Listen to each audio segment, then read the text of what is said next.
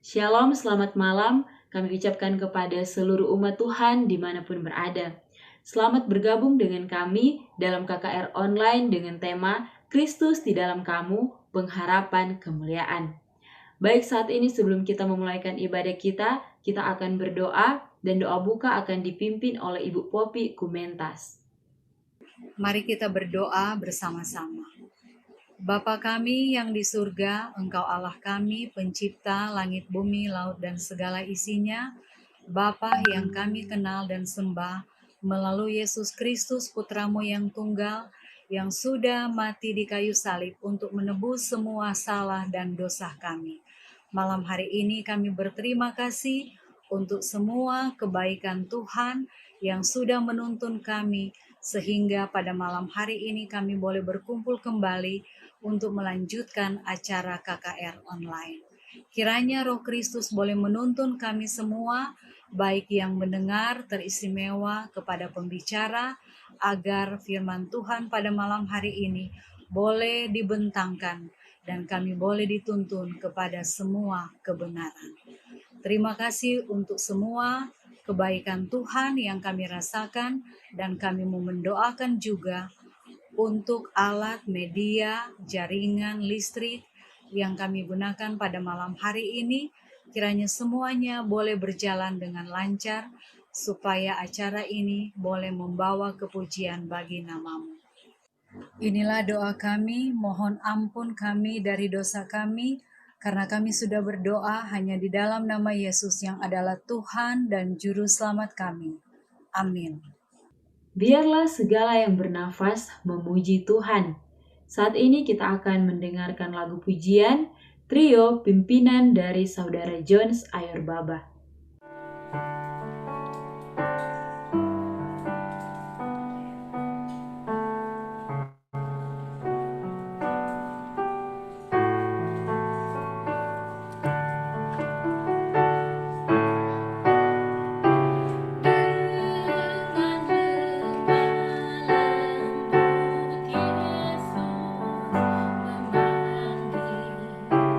Memanggil kami.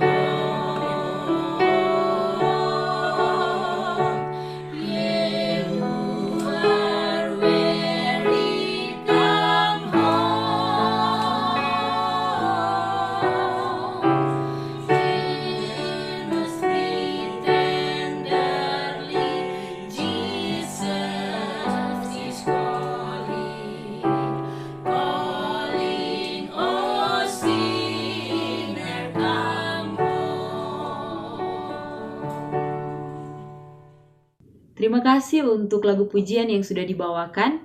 Dan saat ini sebelum kita masuk pada pelajaran firman Tuhan, kita akan mendengarkan lagu tema. Dan lagu tema kita sepanjang KKR online ini berjudul Jesus is Coming Soon. Kita akan mendengarkan lagu tema yang akan dinyanyikan oleh perkumpulan Serayu.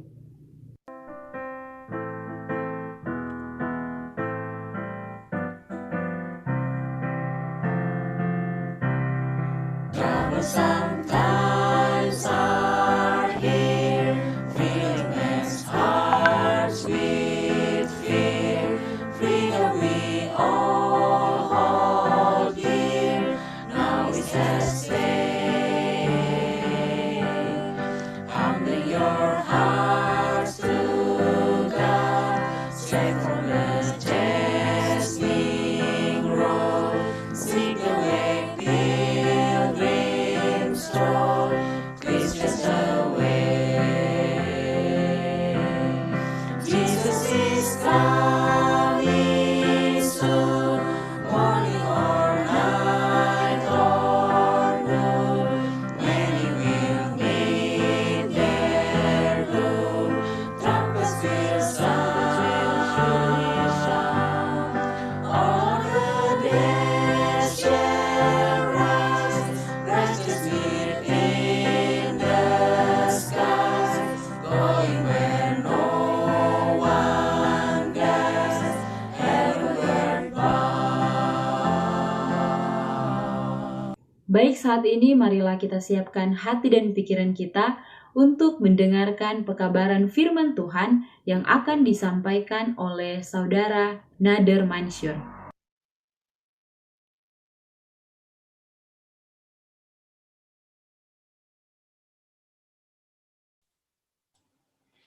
Amen. Terima kasih. Thank you for that lovely, beautiful, inspiring song. Amin. Terima kasih atas pujian yang sangat menguatkan. It's nice to be with you all, to join through this medium, to open God's Word together and study and prepare to meet Jesus.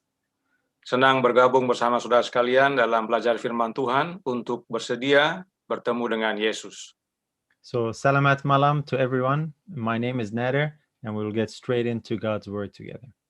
Good evening semuanya. Nama saya Nader dan kita akan langsung masuk ke dalam pekabaran. The title for our discussion and study is Jesus the Spirit.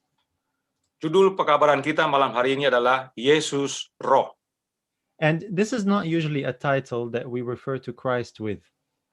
Ini adalah gelar yang tidak lazim kita berikan kepada Kristus, But it is a very important scriptural truth. tetapi merupakan kebenaran penting dari Alkitab. And it is one that we will study together from the perspective of the sanctuary this evening. Dan kita akan pelajari melalui sudut pandang Ka'bah pada malam hari ini. Because God's plan and God's desire towards man has been revealed in many ways. Sebab rencana Allah bagi manusia dinyatakan dalam banyak cara. And one of the greatest types that God gave was the sanctuary system. Dan salah satu lambang yang terbesar yang Allah berikan adalah sistem Ka'bah. The tabernacle with all its services and the priesthood and the sacrifices. Kemah atau Ka'bah tersebut bersama upacara-upacaranya, demikian juga dengan imam-imam, itu merupakan suatu lambang yang disediakan Allah bagi kita. And that was designed to reveal God's plan and intention of what he wanted to accomplish. Dan itu dibuat untuk menggambarkan akan rencana yang Allah ingin capai bagi kita. Here is how God revealed that to Moses in Exodus chapter 25 and verse 8. Berikut pernyataan Allah kepada Musa tentang Ka'bah. He says, "And let them make me a sanctuary that I may dwell among them." Allah berkata, dan mereka harus membuat tempat kudus bagiku supaya aku akan diam di tengah-tengah mereka. This was the whole point of the sanctuary, God to dwell with man. Inilah tujuan utama daripada Ka'bah, agar Allah diam di tengah-tengah umatnya. And to dwell means to stay, not just to visit, but to stay. Diam artinya tinggal, bukan hanya sekedar berkunjung, tapi tinggal. And this type here, the sanctuary, was actually a picture of a greater reality that was to come. Dan Ka'bah ini yang merupakan lambang, merupakan bayangan dari sesuatu yang akan datang yang lebih besar. Digenapi there dalam was- sesuatu yang lebih besar. Now, there was one problem that hindered God's dwelling with man, and that's the problem of sin. Ada satu hal yang menghalangi tinggalnya Allah di tengah-tengah manusia, dan itu adalah dosa. So in the sanctuary, there was the means and mechanism of dealing with the sin problem and removing it so that God can dwell with man. Jadi di dalam Ka'bah ada satu mekanisme untuk mengurus akan dosa-dosa ini sehingga Allah dapat tinggal atau diam di tengah-tengah manusia. There was one particular ingredient that enabled all of this to happen, to deal with the sin problem in the sanctuary. Ada satu komponen penting yang memungkinkan atau memungkinkan akan upacara ini mengurus akan dosa-dosa tersebut dalam upacara Ka'bah. Now, this ingredient, of course, was the sacrifice. Komponen tersebut adalah korban. Without the sacrifice, the sanctuary and its service and the priesthood would really be meaningless. Tanpa adanya korban, maka seluruh upacara pelayanan Ka'bah menjadi tidak ada artinya. And if we want to be really specific, it was actually the blood of the sacrifice that was the key component in this whole service. Dan jika kita mau lebih spesifik lagi, unsur terpenting daripada korban tersebut adalah darah. The Bible tells us that the blood is the life. Dan Alkitab menyatakan bahwa darah itu adalah hidup. That was what was needed to deal with the sin problem. Itulah yang dibutuhkan untuk mengurus akan masalah dosa ini. Because the sin problem brought death. Sebab dosa mendatangkan maut. So blood was needed, or life was needed, to resolve the sin problem, the problem of death. That makes sense. Itu sebabnya darah, yaitu hidup, diperlukan untuk mengurus akan masalah dosa yang mendatangkan maut. Dan memang masuk akal. Maut yang mendatangkan. So the shedding of blood represents, of course, the death. Jadi mencurahkan darah artinya atau merupakan lambang daripada kematian. And as the sinner would bring the lamb to the temple, to the priest, and the lamb would be killed, that's the symbol of what sin did. Jadi pada waktu orang berdosa datang membawa korban ke Ka'bah dan itu dipersembahkan, itulah yang menjadi gambaran apa yang dilakukan oleh dosa kepada kita. And the priest's work was to represent what Christ would do in dealing with this sin problem in order to restore man and God to dwell together. Jadi itulah yang nanti merupakan gambaran daripada apa yang Yesus lakukan, yang mana nantinya dapat memulihkan hubungan sehingga kita dapat tinggal bersama dengan Allah. Now, this plan of God was represented in a very interesting ritual that occurred at the base of Mount Sinai. Ada suatu peristiwa yang menarik dari ritual ini yang terjadi di lembah kaki Gunung Sinai. Let's read it in Exodus chapter 24 and verse 8. Mari kita baca dalam Keluaran 24 ayat 8. And here it says, "And Moses took the blood and sprinkled it on the people and said, Behold, the blood of the covenant which the Lord hath made with you concerning all these words." Kemudian Musa mengambil darah itu dan menyiramkannya pada bangsa itu serta berkata, "Inilah darah perjanjian yang diadakan Tuhan dengan kamu berdasarkan segala firman ini." So all the people that were standing there, they got sprinkled with this blood by Moses. He just sprinkled blood all over on them. Jadi pada peristiwa ini orang-orang yang ada di lembah kaki Gunung Sinai itu dipercik oleh darah. Ya, dalam bahasa Indonesia bahkan disebutkan menyiramkannya kepada bangsa itu. Imagine coming to church one day and the pastor, sprinkles you with blood. That wouldn't be a very nice thing to happen. Ya, coba bayangkan kita satu waktu pergi ke gereja dan pada waktu dalam gereja pendeta kemudian memercikkan darah kepada kita. Tentunya bukan suatu hal yang menyenangkan. But this was a very significant picture of a greater reality that would come. Tapi ini merupakan satu gambaran dari sesuatu yang lebih besar lagi yang akan terjadi pada waktu masa nanti. Moses here refers to it as the blood of the covenant. Perhatikan di sini Musa menyatakan darah perjanjian. In other words, it means it's the life of the covenant. Artinya hidup perjanjian. That's the symbol that's represented here because the blood is life. Inilah yang digambarkan sebab darah adalah hidup. Now, the reason why I was saying this was simply a picture of a greater reality that was to come is because there were shortcomings of the type. Dan salah satu alasan kenapa kita bilang bahwa ini adalah gambaran dari realitas yang lebih besar yang akan terjadi nanti, karena yang namanya lambang mempunyai banyak keterbatasan. There were certain limitations to show us that these were only symbols, they were not the reality just yet. Ada beberapa keterbatasan yang mana ini bukan realitasnya. But I want us to keep this scene, this picture in mind. The people of Israel at the base of Mount Sinai. Jadi tapi kita perlu tahu akan hal ini agar kita mengerti nantinya bagaimana apa yang terjadi kepada umat Israel di lembah kaki Gunung Sinai. Moses standing between them and God and sprinkling them with blood. Musa yang berdiri di antara bangsa dan Allah dan memercik mereka dengan darah. And he's saying to them, behold the blood of the covenant. Dan dia berkata, inilah darah perjanjian. Now, these limitations, like I was saying, there are a number of them. I'll give you a few. Kembali kepada keterbatasan tadi dari sisi lambang, saya akan berikan beberapa contoh. In the old covenant, the people were never permitted into the temple. Dalam perjanjian yang lama, maksud dalam Ka'bah di padang pasir, tidak bisa semua orang masuk ke dalam Ka'bah. They were not allowed to enter into God's tent, God's presence in the tabernacle. Tidak semua orang bisa masuk ke dalam gedung Ka'bah itu.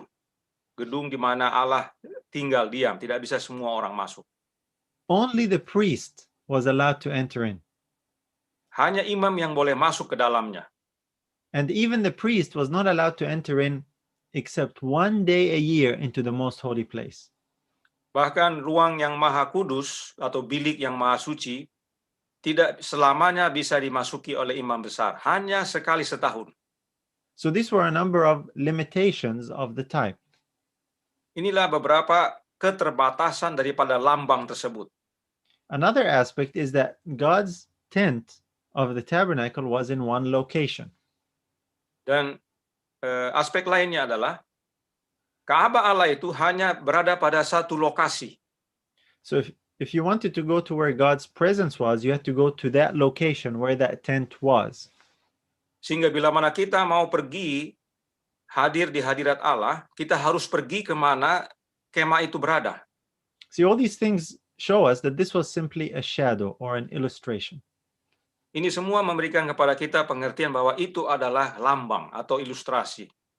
And the apostle writing to the Hebrews actually spells that out for us in Hebrews 10:1. Dan Rasul Paulus menyatakan dalam buku Ibrani menyatakan hal tersebut. Mari kita buka Ibrani 10 ayat 1. Here's what he says, for the law having a shadow of good things to come and not the very image of the things can never with those sacrifices which they offered year by year continually make the comers thereunto perfect. Di dalam hukum Taurat hanya terdapat bayangan saja dari keselamatan yang akan datang dan bukan hakikat dari keselamatan itu sendiri. Karena itu dengan korban yang sama yang setiap tahun terus-menerus dipersembahkan, hukum Taurat tidak mungkin menyempurnakan mereka yang datang mengambil bagian di dalamnya. So the law, the entire system, was a shadow of good things to come. Jadi hukum atau keseluruhan sistem itu adalah suatu bayangan dari yang akan datang yang lebih besar. The good things to come are the reality. The system of the law was simply a shadow or an illustration. Yang akan datang tersebut adalah suatu realitas kegenapannya, sementara hukum dan ini semua sistem upacara ini merupakan bayangan. But we can learn some very interesting insights by looking at this illustration or this type. Tapi kita bisa dapat pemahaman dengan mempelajari akan lambang-lambang ini. And as the verse tells us here, the good things that would come afterwards would actually bring about a perfection. Sebagaimana ayat ini katakan, bayangan saja yang hanya terdapat bayangan saja dari keselamatan yang akan datang dan bukan hakikat dari keselamatan itu sendiri. Karena dengan korban-korban yang sama, yang setiap tahun terus-menerus dipersembahkan, hukum Taurat tidak mungkin menyempurnakan, mereka datang mengambil bagian di dalamnya. Jadi So this akan was ada another- keselamatan yang akan datang. So this was another limitation. The sacrifices could not make the comers thereunto perfect. Yes, ini adalah salah satu gambaran bagaimana keterbatasan daripada bayangan itu, sebab tidak dapat memberikan keselamatan, sebab keselamatan itu dikatakan yang akan datang. That's why we're saying there's something that is better that is to come, and it has to do with Jesus, the Spirit. Itu sebabnya realitas besarnya akan datang, dan itu adalah nantinya Yesus Roh. And when you think of this incident when Moses sprinkled the people with the blood at Mount Sinai, Jadi pada waktu kita ingat Musa memercik bangsa Israel di kaki Gunung Sinai dengan darah, it actually reminds us of a very similar incident recorded in the New Testament. peristiwa itu sebenarnya mengingatkan kita atau melihat paralelnya dengan sebuah insiden atau peristiwa di Perjanjian Baru. It's recorded in Luke chapter 22 and verse 20. Kita buka Lukas 22 ayat 20. And here's what it says. Likewise also the cup after supper, saying, This cup is the New Testament in my blood, which is shed for you.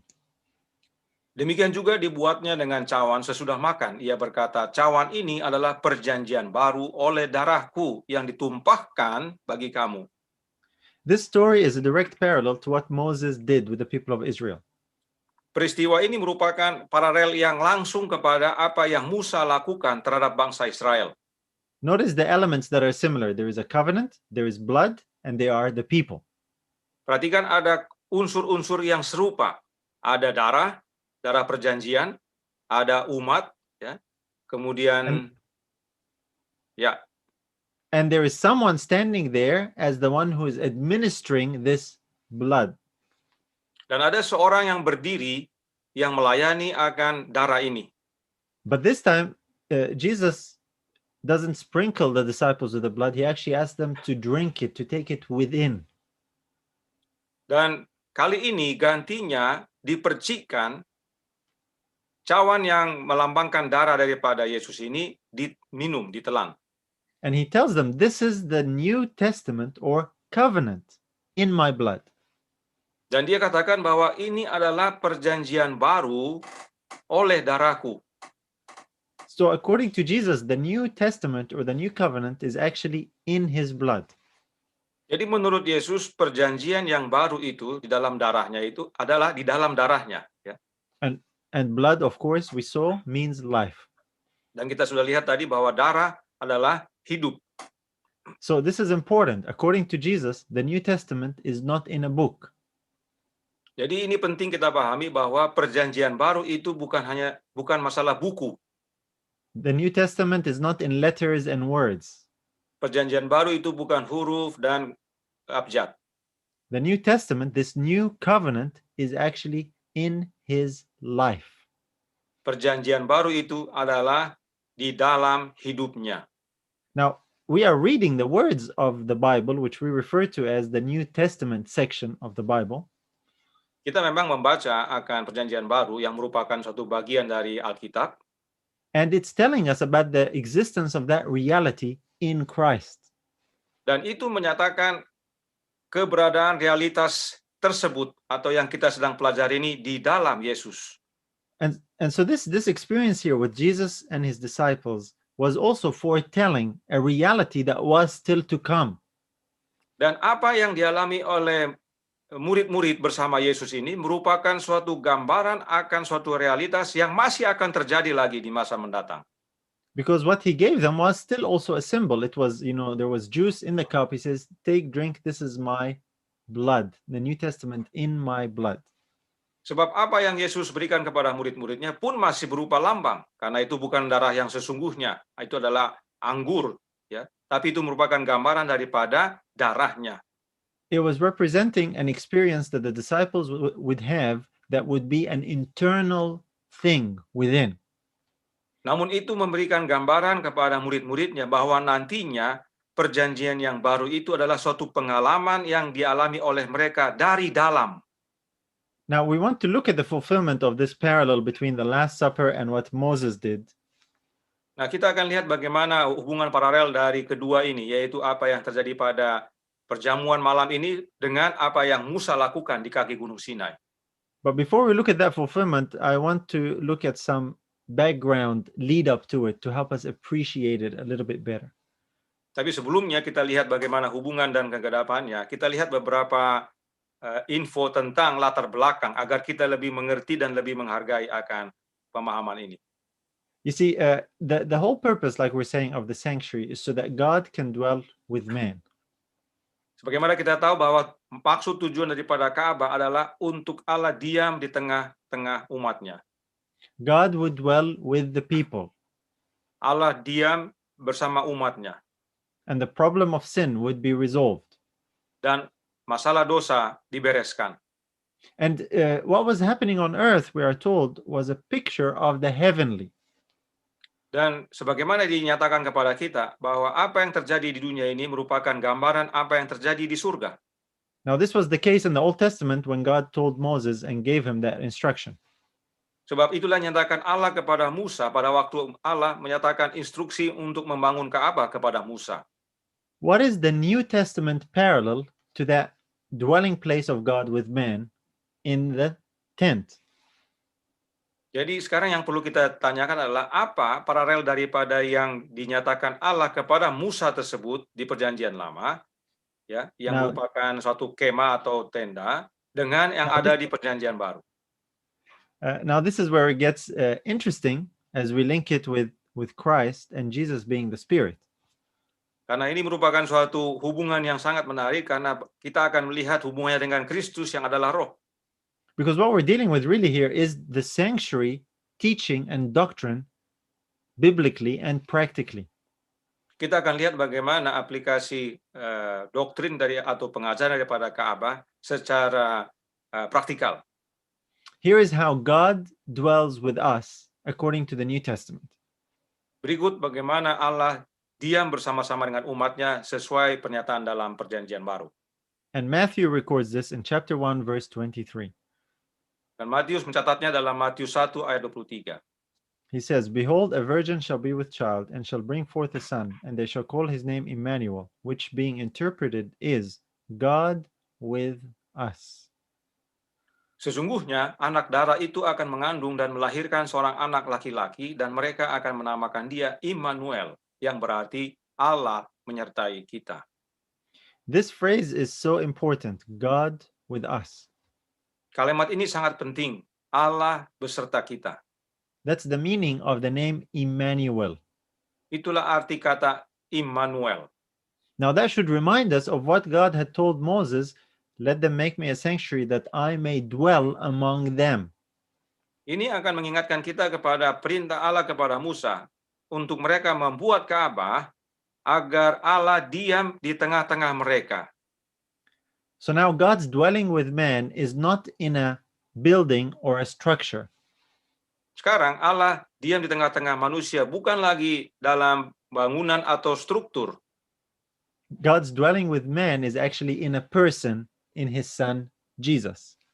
Allah diam di tengah umat-umatnya melalui anaknya, Yesus Kristus. And his name Emmanuel means that God is dwelling with us. Dan arti nama Immanuel adalah Allah tinggal bersama kita. Now it says God dwelling with us here. God is referring to God the Father. Dan pada waktu dinyatakan Allah beserta kita, Allah di sini adalah Allah Bapa. The Bible says God was in Christ reconciling the world unto himself. Sebagaimana Alkitab katakan bahwa Allah di dalam Kristus mendamaikan kita dengan mendamaikan dunia dengan Allah. So the equivalent of the Old Testament tent of the tabernacle.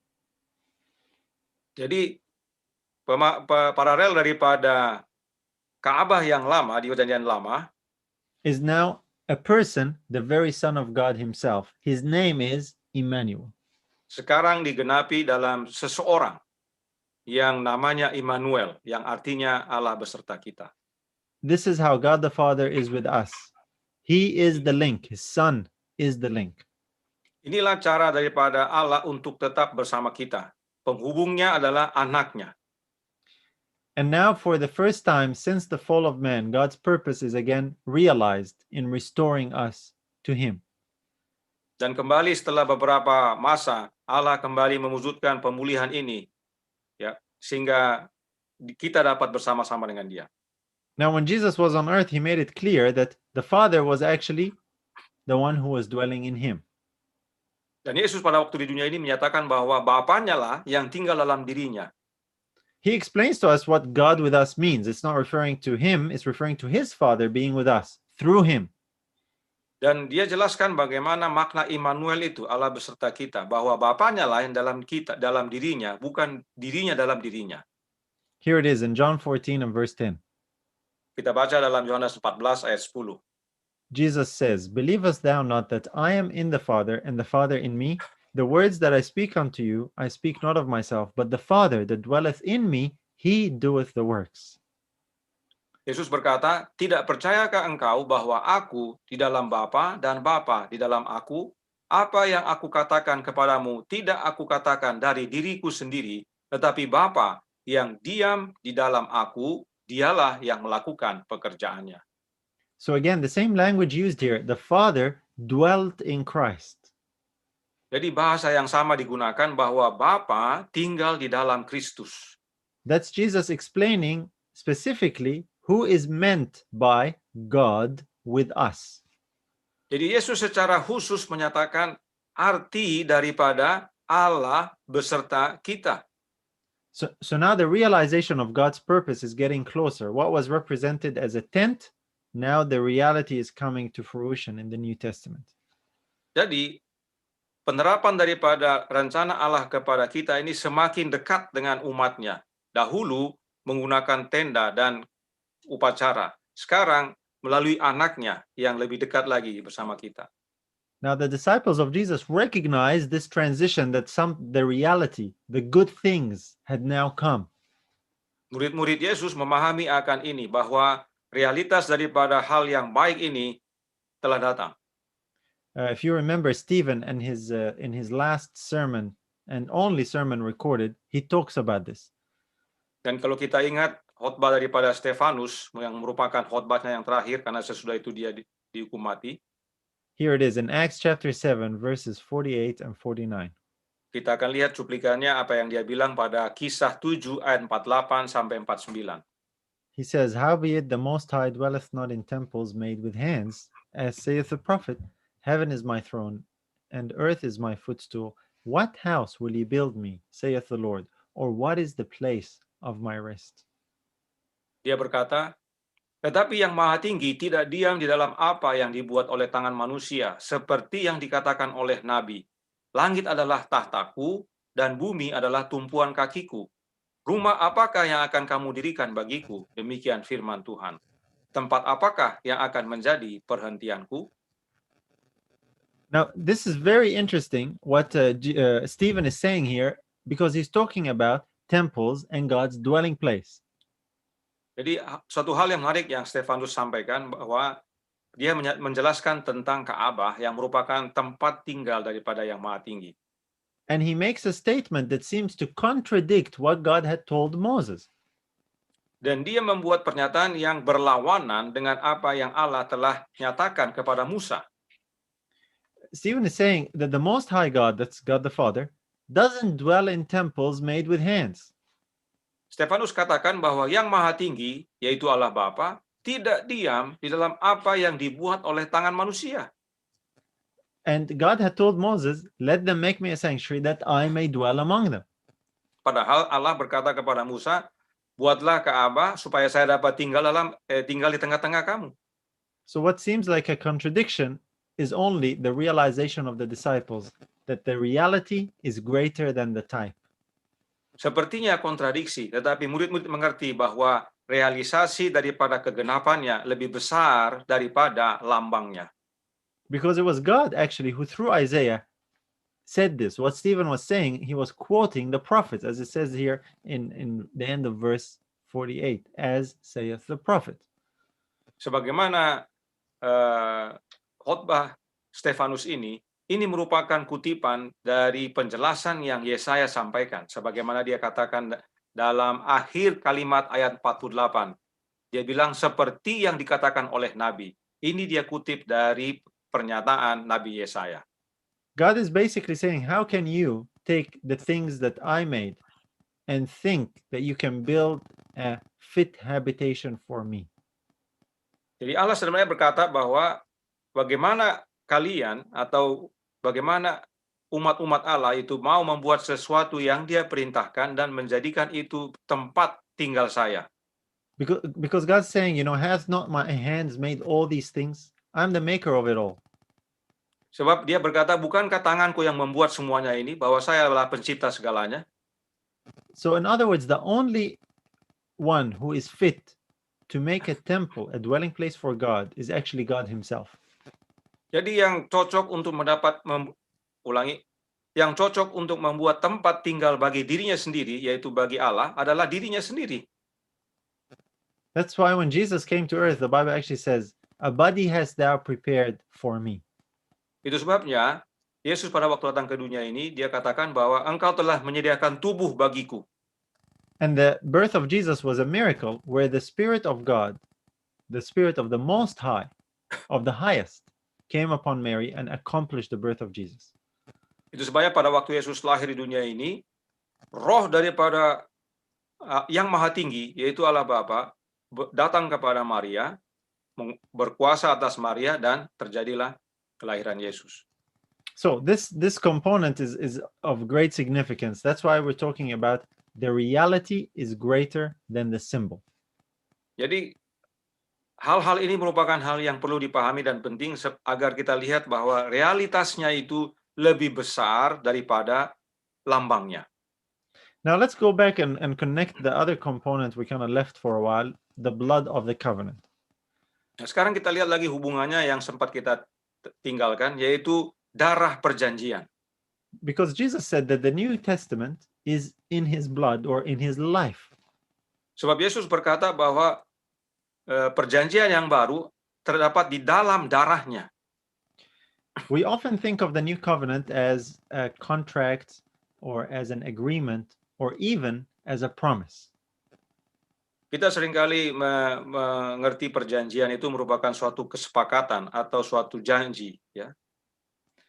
But the New Covenant, according to the Bible, is actually not a thing. It's actually a person. Ya, dan kalau kita melihat perjanjian, umumnya kita pikir itu suatu benda karena suatu dokumen dan sejenisnya. Tetapi dalam penjelasan ini, perjanjian itu bukan suatu benda, tetapi seseorang. The New Covenant is a who, not a what.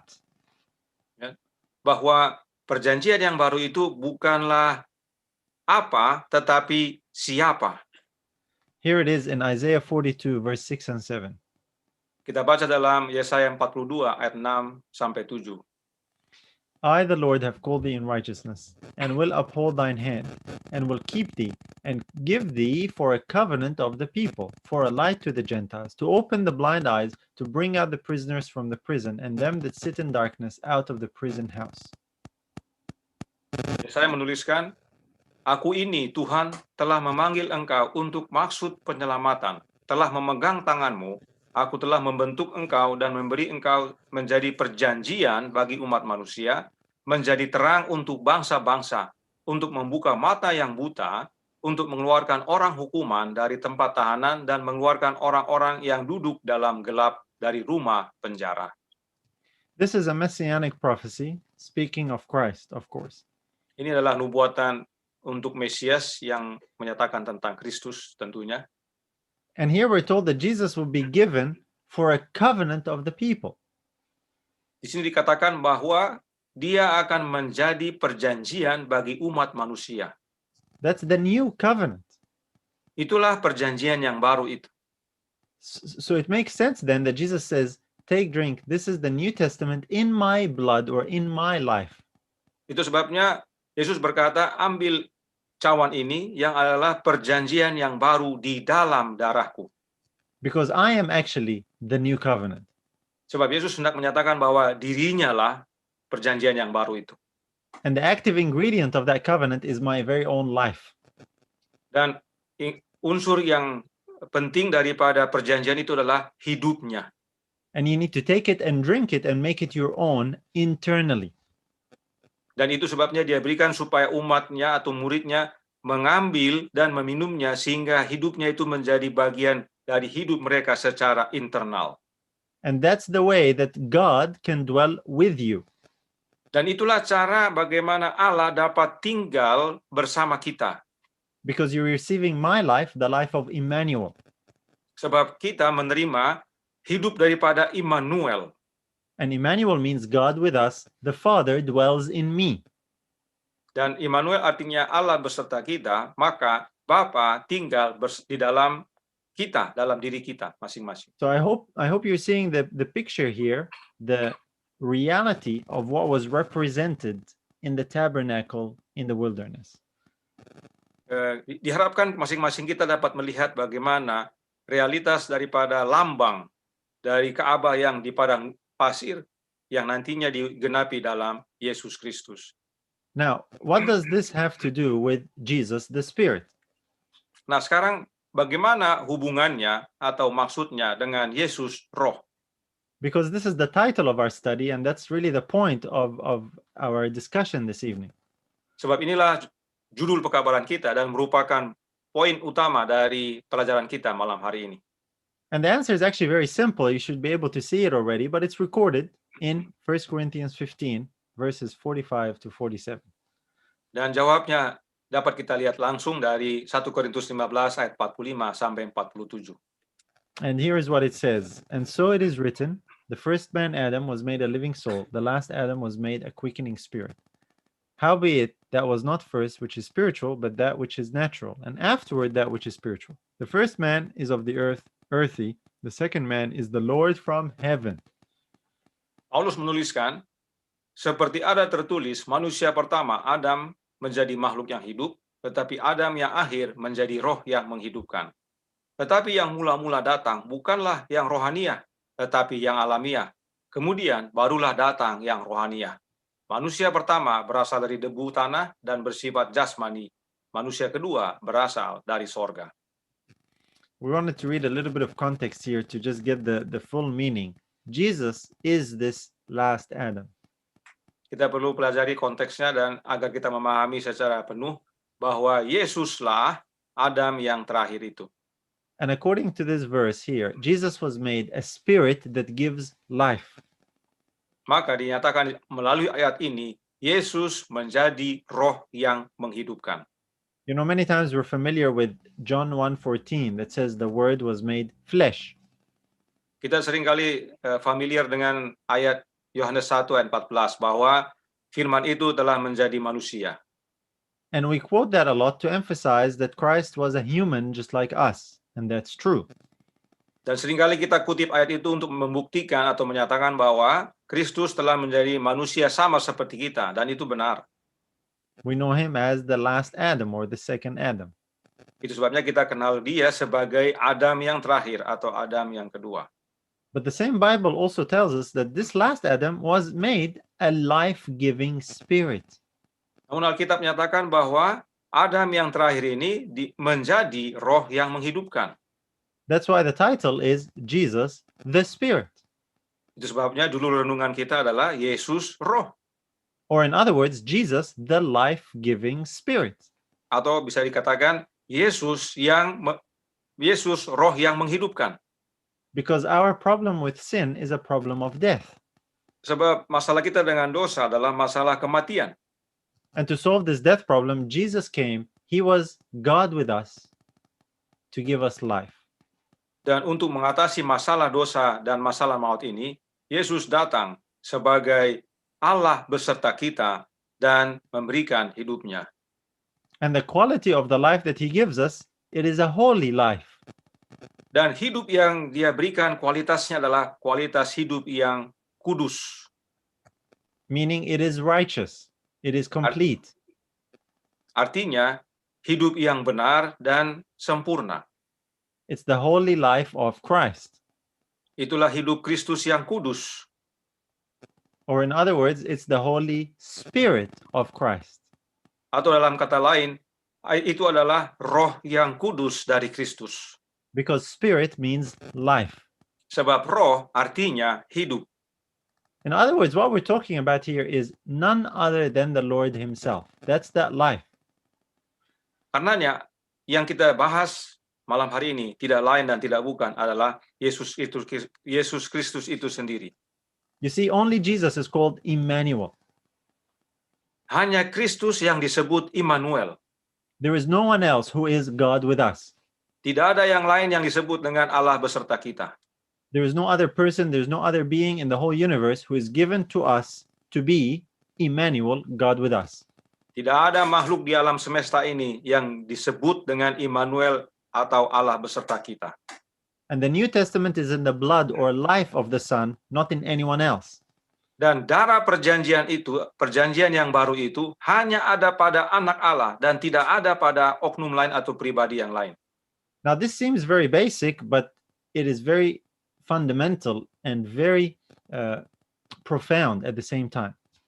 Dan ini mungkin terkesan sederhana, tetapi ini merupakan dasar dan utama.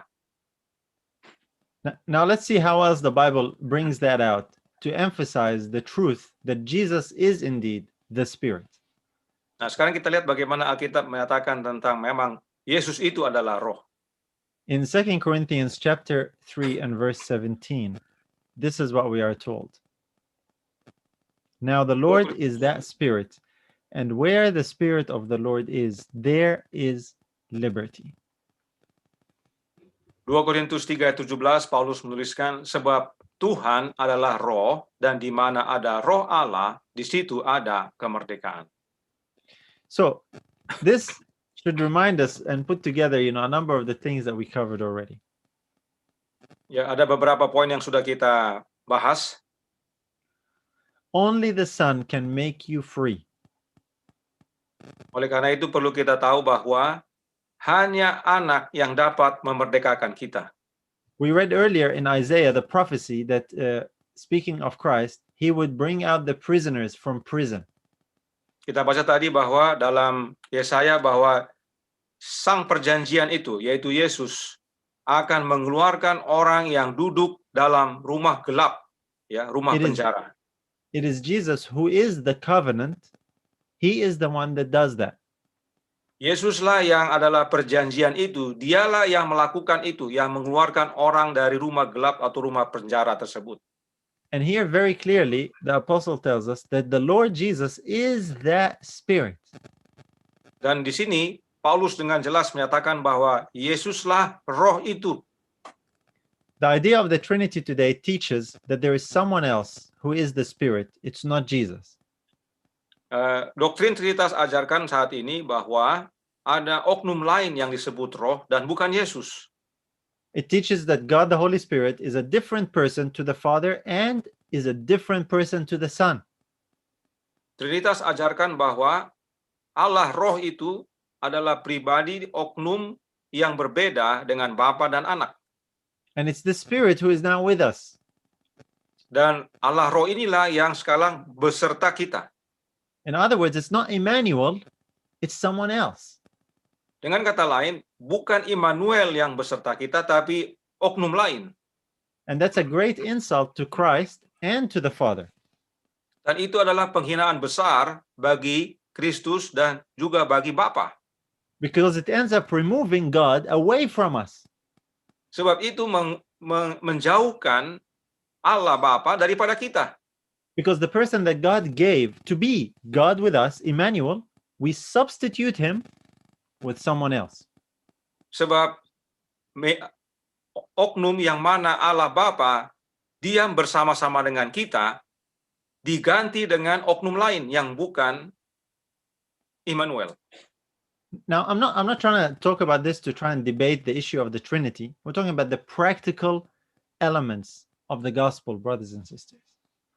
Nah, kita dalam hal ini bukan berusaha memperdebatkan tentang doktrin Trinitas, tetapi kita lihat aspek praktikal daripada doktrin Ka'bah ini. Dan Practical apa manfaatnya bagi kita. Practical Christianity is not about doctrines and ideas and interpretations. It's about the life of the Son. Kekristenan yang praktikal bukanlah soal doktrin, tetapi merupakan hidup Kristus dalam hidup kita. It's about freedom from sin. It's about God dwelling with us again. Itu adalah bebas daripada dosa, merdeka, dan Allah tinggal atau diam bersama kita lagi. And the only one through whom this is possible is Emmanuel. Dan yang dapat mewujudkan itu hanya satu, yaitu Immanuel. Beware of replacing Emmanuel with anyone else. Hati-hati bila mana Immanuel digantikan dengan oknum lain. Because then you don't have God with us. Karena dengan demikian kita tidak lagi memiliki Allah beserta kita. You see, it's through this means actually that the sanctuary doctrine and teaching of the Bible is also destroyed. Dan tidak hanya itu, melalui penggantian Immanuel itu juga menghancurkan akan ajaran Alkitab dan juga Ka'bah ini. Because the whole purpose of the sanctuary doctrine is so that God can dwell with us. Sebab tujuan utama daripada pekabaran Ka'bah adalah supaya memahami Allah beserta kita. And we found the means that God does that in the New Testament. It's through Emmanuel. Dan kita mengerti bagaimana di Perjanjian Baru cara Allah beserta kita, yaitu melalui Immanuel. But if you replace Emmanuel with someone else, you've destroyed the sanctuary doctrine. Dan bila mana Immanuel itu diganti dengan orang lain atau oknum lain, kita menghancurkan doktrin Trinitas. Now let's keep going and see how Jesus illustrates this Doktrin reality. Ka'bah. Yeah, let's keep going and see how Jesus illustrates this reality in another very significant, very graphic way in John chapter 20. Mari kita lihat aplikasi lainnya yang lebih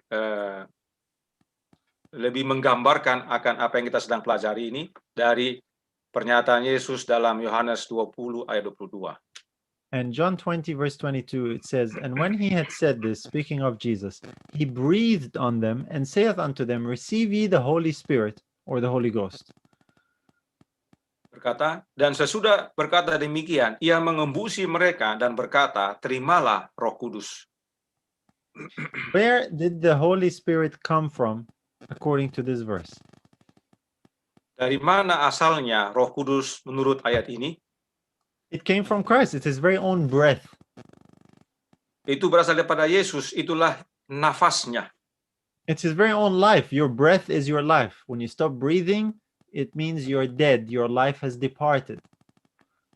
Sebab nafas itu adalah hidup. Sebab bila mana kita berhenti bernafas, itu artinya kita tidak hidup lagi. Jadi nafas itu sama dengan hidup. Now this reminds us of another time when Jesus also breathed life into someone. Nah, peristiwa ini mengingatkan kita akan peristiwa sebelumnya di mana Kristus menghembusi kepada seseorang dan dia menjadi hidup. And that's when Christ created the first Adam, and the Bible says he breathed into his nostrils the breath of life. Itu peristiwa pada saat Kristus mengembuskan nafas hidup kepada Adam yang pertama. Adam Mengembuskan lost that nafas life. hidup ke hidupnya. Adam lost that life, and now Jesus, as our Savior, comes to recreate the children of Adam and restore life to them. Adam kehilangan akan hidup yang pertama itu. Dan sekarang Yesus datang untuk memulihkan hidup itu di dalam anak-anaknya. So it's a very graphic picture of Jesus being the life source for the fallen children of Adam.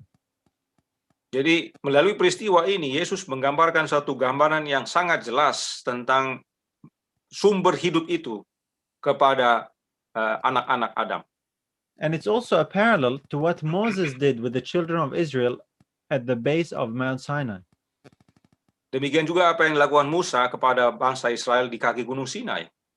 So Jesus, instead of sprinkling them with blood, he actually breathes on them his very own life, which is the covenant. Di kaki Gunung Sinai, Musa memercikkan dengan darah. Di sini Yesus tidak lakukan dengan percikan darah, tetapi dia menghembusi mereka dengan nafas yang adalah hidup. This is how we're adopted into the family of God. This is how we receive life. Inilah cara kita diadopsi ke dalam keluarga Allah. Inilah bagaimana kita menerima hidup. This life is Jesus, Emmanuel, God with us. Hidup itu adalah Yesus, Immanuel, Allah beserta kita. Because Jesus was made a life-giving spirit. Sebab Yesus, Adam yang terakhir, menjadi roh yang menghidupkan. And the Bible says, he that hath the Son hath life. Alkitab berkata, barang siapa yang memiliki anak, memiliki hidup. This is the whole point and practical application of the sanctuary doctrine. It is to have Jesus, the Spirit. Yaitu untuk memiliki Yesus, roh. The Father gives us the very Spirit of His Son, the very life of His Son. Bapa memberikan roh atau hidup anaknya. Here it is in Galatians 4 and verse 6. Galatia 4 ayat 6. And because ye are sons, God hath sent forth the Spirit of His Son into your hearts, crying, Abba, Father. Dan karena kamu adalah anak, maka Allah telah menyuruh roh anaknya ke dalam hati kita yang berseru, ya Abba, ya Bapa. This is what Jesus talked about with His disciples and illustrated. Inilah yang Yesus telah jelaskan kepada murid-muridnya dan menggunakan ilustrasi. The Spirit of the Son is the Comforter. That's what Jesus breathed on His disciples. Ilustrasinya Yesus gambarkan melalui Sang Penghibur. And Jesus, many times His words about the Comforter are confused. People think He's talking about someone else. Dan ini seringkali membuat orang bingung karena mereka pikir Yesus sedang membicarakan tentang oknum lain.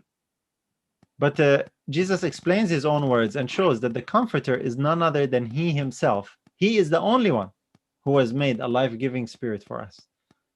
Tapi dengan jelas Yesus menyatakan bahwa dialah sang penghibur itu. Hanya satu-satunya. John 14, verses 18 to 20. Yohanes 14 ayat 18 sampai 20. Jesus says, I will not leave you comfortless. I will come to you. Yet a little while, and the world seeth me no more. But ye see me, because I live, ye shall live also. At that day, ye shall know that I am in my Father, and ye in me, and I in you. Yesus berkata, Aku tidak akan meninggalkan kamu sebagai yatim piatu. Aku datang kembali kepadamu. Tinggal sesaat lagi, dan dunia tidak akan melihat aku lagi. Tetapi kamu melihat aku, sebab aku hidup, dan kamu pun akan hidup. Pada waktu itulah kamu akan tahu bahwa aku di dalam Bapa-Ku, dan kamu di dalam aku, dan aku di dalam kamu. Jesus is the Comforter. It's not anyone other than Him. Yesuslah sang penghibur itu dan bukan orang lain. Because He lives, the believer can also live. Sebab Yesus hidup, maka murid-muridnya dan umat percaya juga hidup. Because He, Emmanuel, will live in the believer. Sebab Dia yang disebut Immanuel hidup di dalam para umat. And Jesus says, at that day you will know that I'm in the Father, and ye in me, and I, not someone else, I in you. Dan pada hari itu katanya, pada waktu itu, Bapa dalam aku dan aku, kata Yesus, bukan oknum lain, aku di dalam kamu. Now, what day is Jesus talking about here when He says, at that day you will know? Nah, dikatakan pada waktu itu atau pada hari itu, kapan itu? Because He's talking about a specific time when the disciples will experience the reality of His promise and His words. Sebab hari itu, murid-muridnya akan mengerti realitas dari apa yang Dia jelaskan dalam pasal ini. Now, of course, this is the day of Pentecost. Tentunya kita tahu bahwa hari itu adalah hari Pentakosta. This is the fulfillment of the type that we've been examining. Inilah hari itu adalah hari kegenapan dari semua lambang yang kita sudah pelajari. Because the day of Pentecost is the day when the Comforter came on the disciples and in them. Sebab pada hari Pentakosta, penghibur itu datang dan penghibur itu tinggal di dalam murid-murid. And the coming of the Comforter on the day of Pentecost was to demonstrate to the disciples the reality that Christ is in them.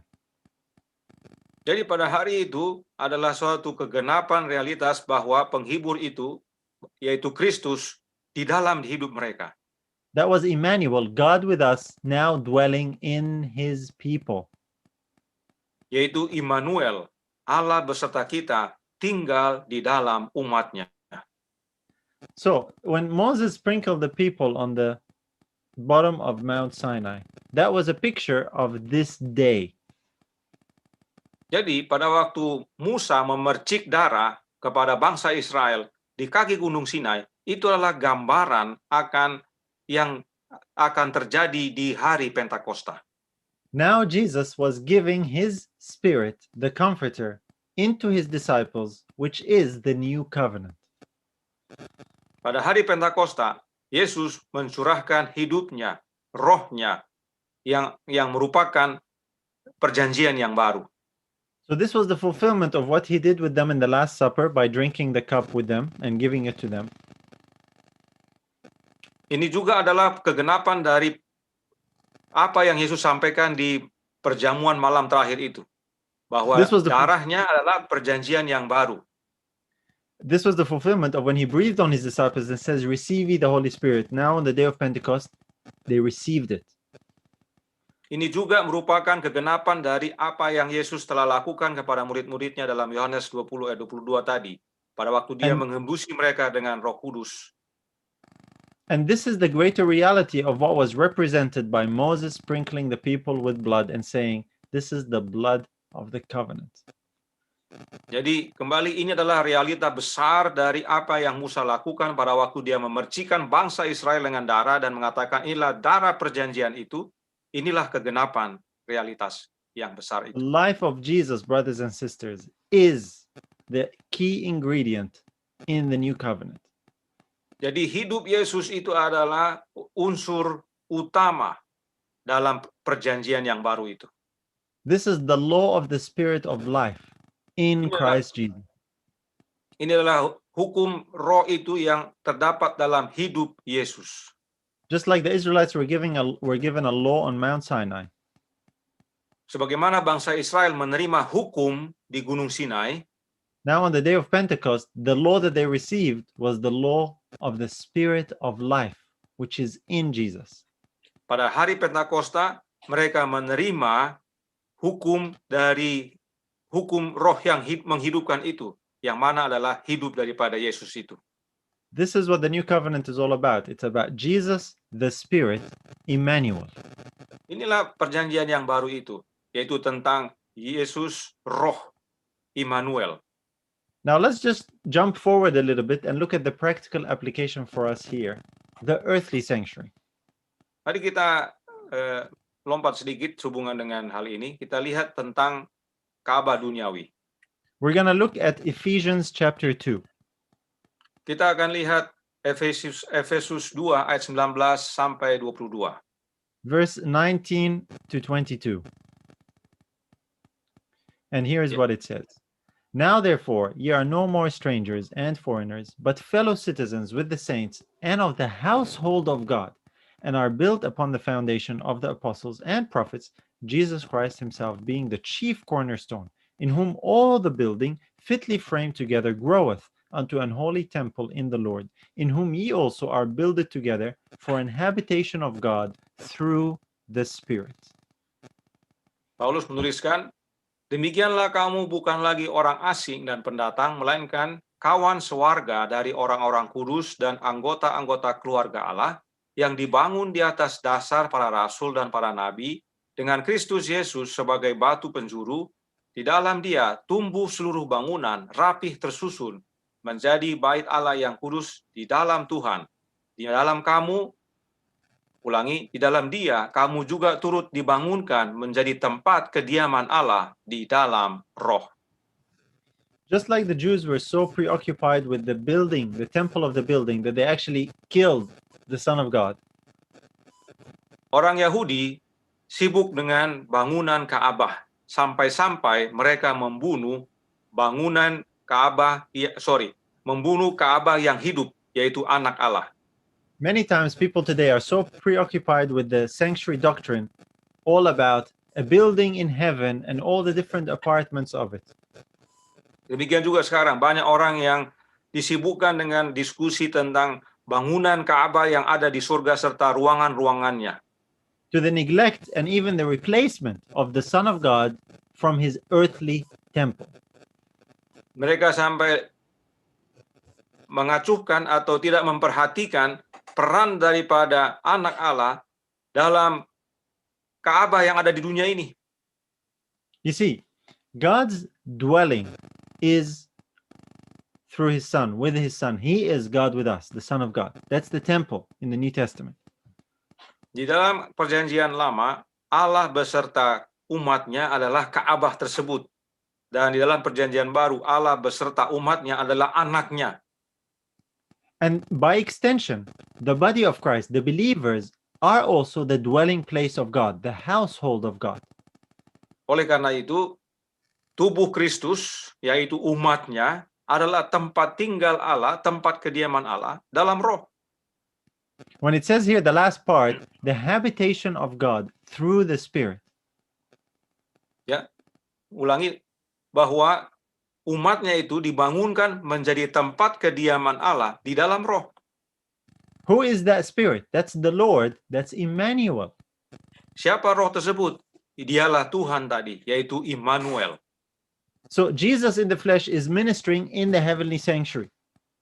Jadi, Yesus secara fisik melayani di Ka'bah surga, But Jesus, the Spirit, is ministering in the earthly temple, his people, his body.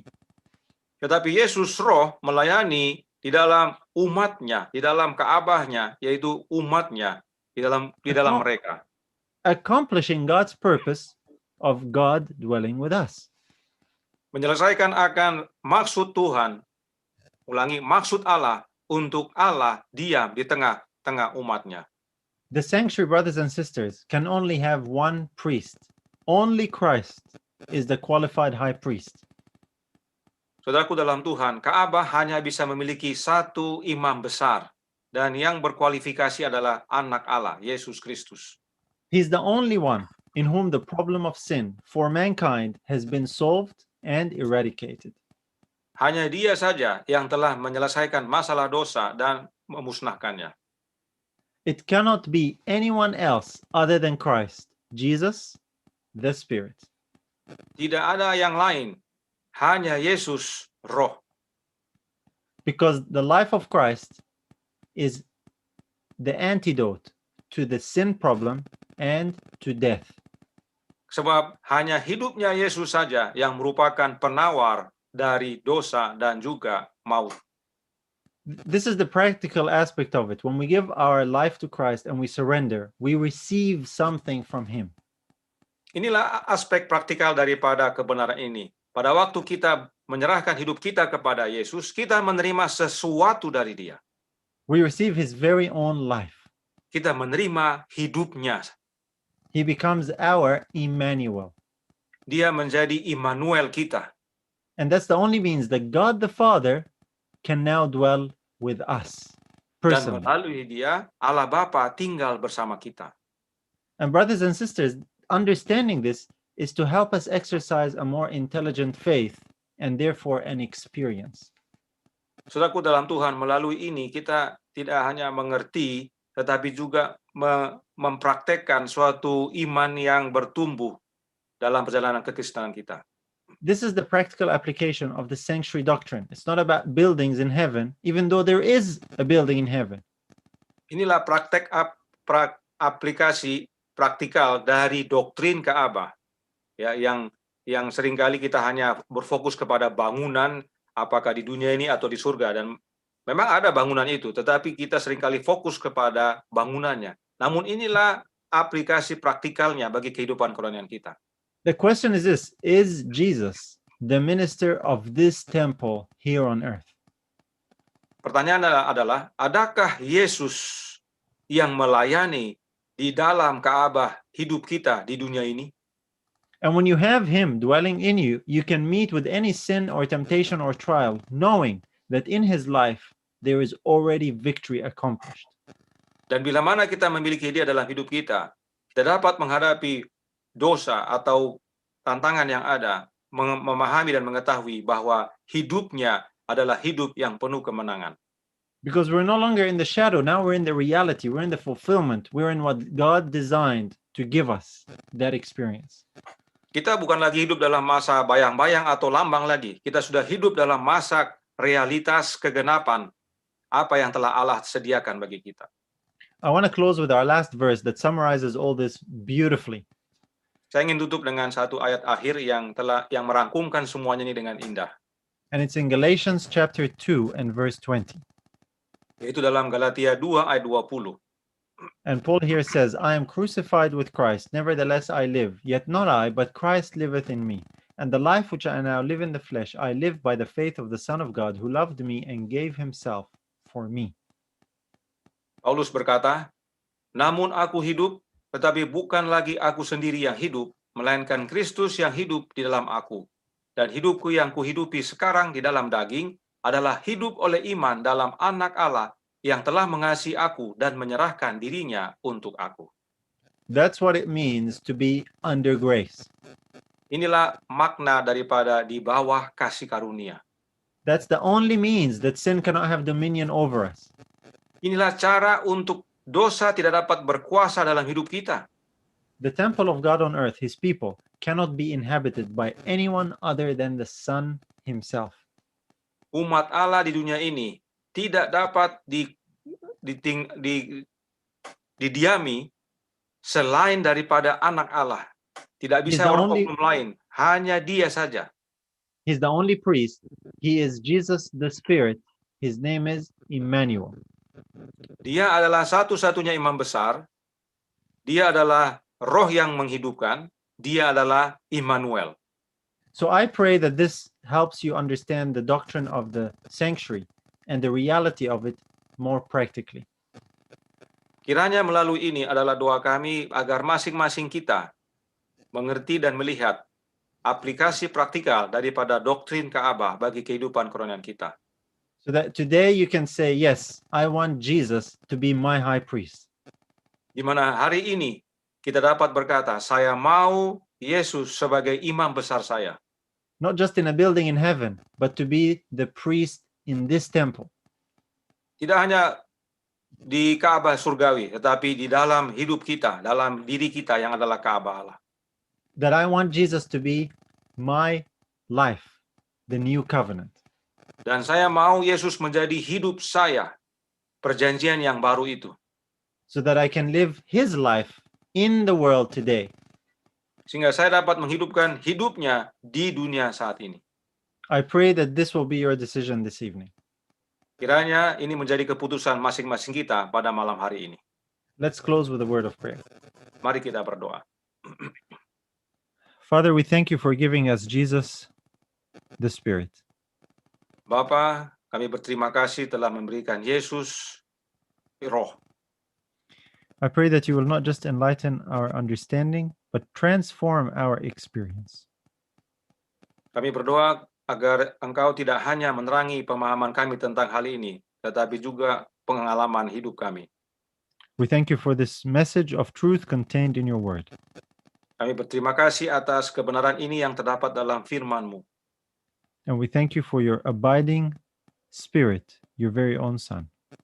Dan terima kasih atas roh-Mu yang berdiam dalam hidup kami, yaitu hidup daripada anak-Mu.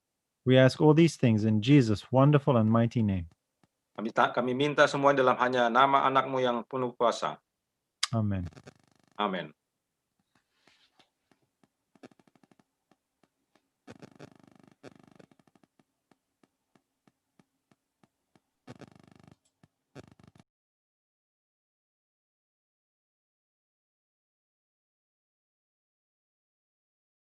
Terima kasih kami ucapkan kepada Saudara Nader yang sudah membawakan pelajaran firman Tuhan pada malam ini.